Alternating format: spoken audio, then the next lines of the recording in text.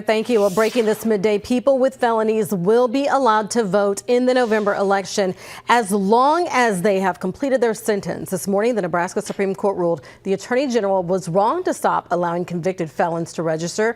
Mike Hilgers had called a recently passed law allowing felons to vote unconstitutional, saying only the Pardons Board can allow it. Today's decision orders officials to immediately comply with Nebraska's new voter restoration law.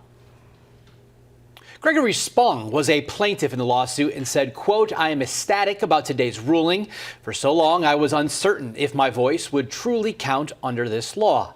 Today's decision reaffirms the fundamental principle that every vote matters. It's a victory not just for me, but for thousands of Nebraskans who can now exercise their right to vote with confidence." Our John Chapman is covering this story today. He'll have many more details and reaction coming up later today right here on 6 News.